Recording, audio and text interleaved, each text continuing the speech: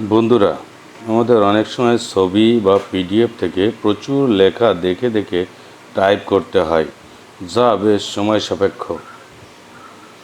কিন্তু আপনি কি জানেন, গুগল ক্রোমের একটি ম্যাজিক টুল ব্যবহার করে আপনি কোনো থার্ড পার্টি সফটওয়্যার ছাড়াই যে কোনো ছবি থেকে লেখা কপি করে সরাসরি মাইক্রোসফট ওয়ার্ডে নিতে পারেন।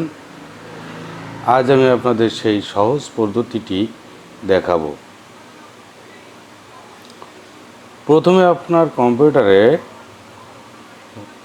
থাকা ছবিটি, অর্থাৎ যে ছবিটি আপনি স্ক্যান করে অথবা মোবাইল ফোন দিয়ে ক্যাপচার করে কম্পিউটারে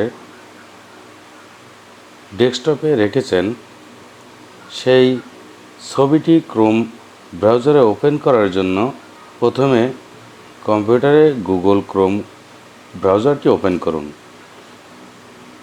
এরপর অ্যাড্রেস বারে গিয়ে লিখুন google.com।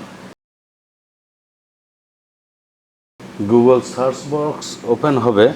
সার্চ বক্সের ডান পাশে ছবি দিয়ে সার্চ করুন।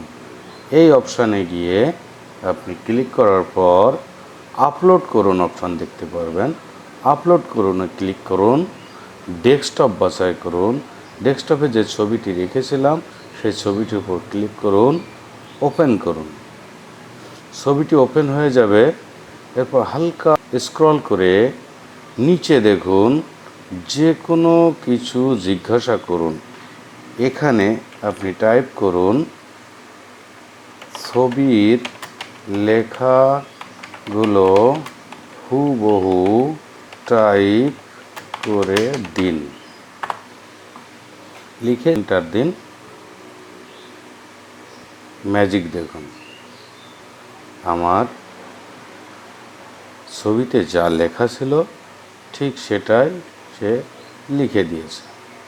এবার এটা সিলেক্ট করুন, রাইট বাটন ক্লিক করে কপি করুন, যে কোনো ওয়ার্ড ফাইল ওপেন করুন, ওয়ার্ড ফাইলে গিয়ে পেস্ট করুন।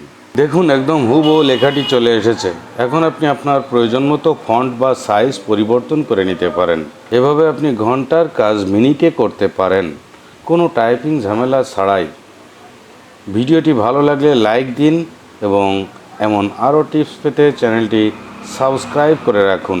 কোনো সমস্যা হলে কমেন্টে জানাতে ভুলবেন না। ধন্যবাদ।